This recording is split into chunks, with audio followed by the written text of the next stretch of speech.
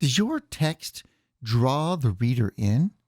Do you think what you write is easy to read or hard?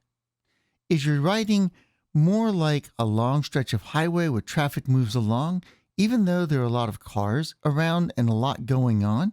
Or is your writing more like the stop and go traffic in a big city during rush hour?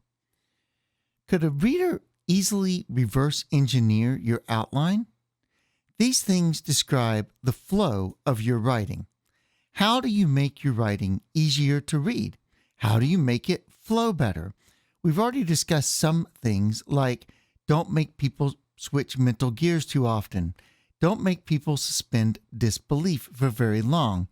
Don't overwhelm your audience with information or information dumps. But there are a few others we need to look at. So for instance, we need to look at purpose, voice, variety, structure, and transitions. There's another piece of this, the narrative, which we'll talk about in a separate lesson. But all of these are elements of flow. Why do we have a purpose here? Well, that's the question we should always ask of our writing. What is our purpose? Find a purpose, pick a purpose, and stick to it. Don't try to resolve every problem. I'm really guilty of this myself, of taking on, I'm going to explain this or show that or argue for this. And then I just want to run down every rabbit trail possible because it's really important or clever or whatever it is for me to say whatever it is. But what you need to do if you want to make your writing flow better is stop trying to communicate everything in a single piece of work. So you start by saying, I'm going to try to frame everything. I'm going to try to frame this piece of writing as I'm going to prove this, or I'm going to convince you of that. Even when we teach, we need to start with, I'm going to show you how this protocol works. Not, I'm going to describe everything I can about this protocol. Pick a purpose and stick with it. It's okay if you can't say everything. It's okay if you cannot make every element of your case or describe every last detail of every packet format. Leave things for later. Presentations, discussions, papers, etc. They'll come along in the future. You're not that old, probably not as old as I am anyway, so there's always going to be future opportunities to discuss more things on this topic. If you believe you must or you should include it, but it doesn't really fit the flow or it doesn't help the flow, set it off in a way that allows the reader to skip it and come back later. Whether or not they do is not really your problem. You've just arranged the text so they have that opportunity. This is, by the way, why there are so many sidebars in many of my books and other people's technical books, because you think of things and you're like, I really need to explain this, but it doesn't fit the flow. So you create a sidebar and set the text off on the side. One element of flow is the text voice. Is it active or is it passive? Now, a lot of people really struggle to tell the difference between these things. Many people that I talk to or I deal with seem to think that past tense means passive. That's really not the way voice works. The voice of a sentence, whether it's active or passive, depends on the placement of the verb and the object and the subject. Is the object committing the action, or is the verb acting on the object, or is the verb acting on the subject? So let's give a couple of sentences here and take a look. The girl hit the ball. I know this is really simple and it feels like Jane C-spot run or whatever it is, but the girl hit the ball. So here, the actor is in the position of the subject and the ball is the object, and the object is being hit by the girl. Now, on the other hand, we have this sentence. The ball was hit by the girl. Who is doing the hitting? It is still the girl. What is being hit? The ball. What is taking action? The object of the sentence. What is being acted upon? The subject of the sentence. So basically, all passive voice means is that the object is taking the action and the subject is being acted on. English is a very order-dependent language. Many languages are, although some are not. Hebrew and Greek, for instance, can be reordered. Sentences can be reordered to change the emphasis of what's going on rather than whether it's active or passive voice. But English is a very order-dependent language. So the ball or the subject is the thing that is being acted upon, being placed before the verb or the action was hit by, is always going to be passive voice. As I said before, many people confuse past tense with passive voice, but we can actually build future tense passive voice sentences just to illustrate how this works and why those two are not the equivalent of each other. The ball will be hit by the girl. So this is clearly future tense, but yet the subject is where? The subject is over here, the ball, and the object is where? The girl. But who is taking the action? The girl, which is the object, and what is being acted on? The ball, which is the subject. So again, this seems like a very simple concept, but a lot of people get very confused about active and passive voice. So I thought it was just worth taking a minute of your time just to explain the two, just to clarify the concepts. When should you use passive voice or when should you use active voice?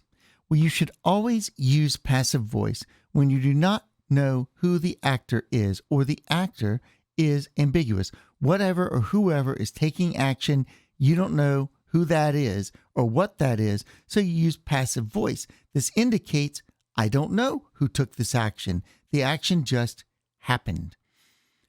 The other reason you should use passive voice occasionally at least is to create variety in the text. So when should you use active voice? When you want to emphasize an action, when you want to say this happened, it stands out, this person took this action, this thing caused that to happen.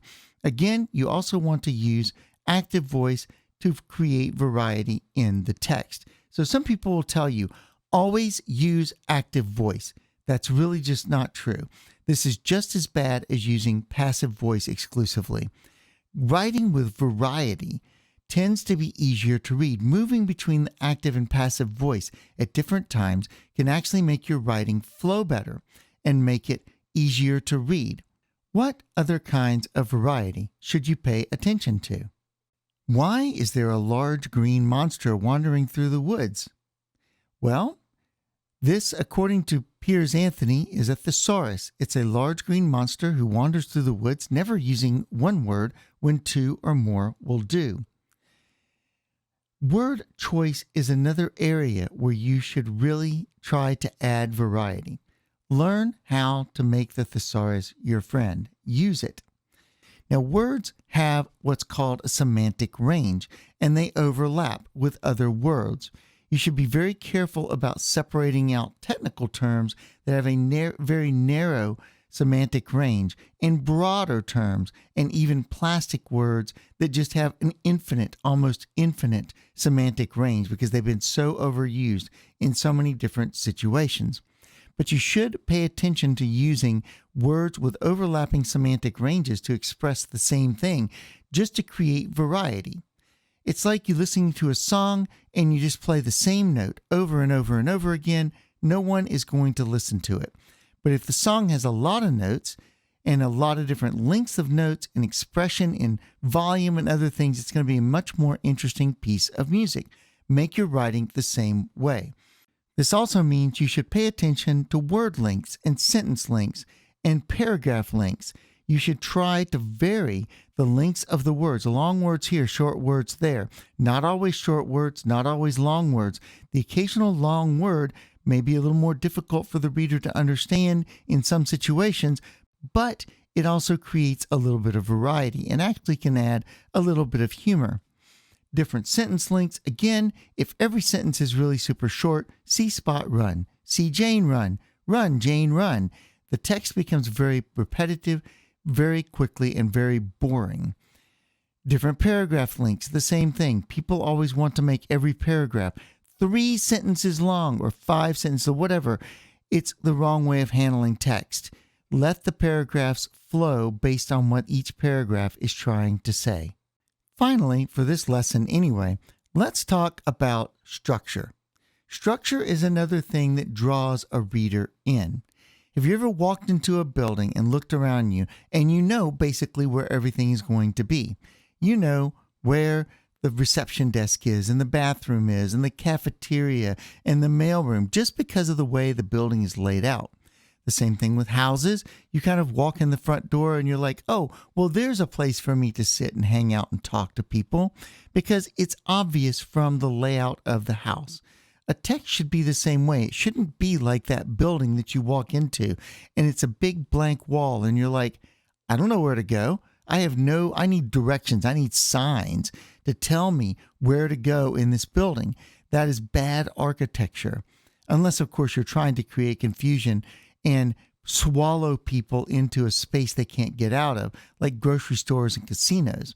But what you want to do in your text is you want to build the structure so that you draw people in. Predictable text is easier to read. This is where it comes back to answering the question, can the reader recreate your outline from the text? If you cannot take that piece of text and sit down and recreate the outline from that piece of text, then you're not able to draw the reader in. Now, there is fiction that doesn't do this. I understand that.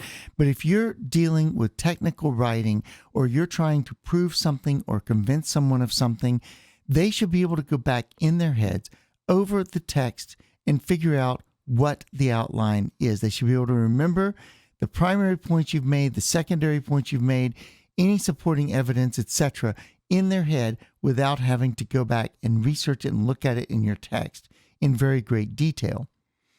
This means you should state your topic up front and you should clearly state how you plan to attack the topic or the argument. You need to state the topic you are attacking somewhere in the first paragraph of each section, and you should use topic sentences at the beginning of each paragraph. This helps your reader to understand what they want to read or what is going on here and orient themselves to the argument you are making. Another thing you should try to do is try to give the reader a map of where they are in the larger argument from time to time. You don't have to do this constantly. It doesn't have to be rote, but every now and again you should say, hey, I feel like I'm pretty deep down this rabbit hole. I need to back up and help my reader or my listener understand why I'm down this rabbit hole in the first place. This might seem dumb or childish or whatever it is, but we're not talking about fiction here or creative writing. We're talking that you are trying to convince someone or persuade someone to do something. You're trying to convey technical information. You're trying to convince them to spend more money or to support your point of view or your design or whatever it is. The more direct and to the point you are, the more likely you are for people to listen or to read and agree with you and understand.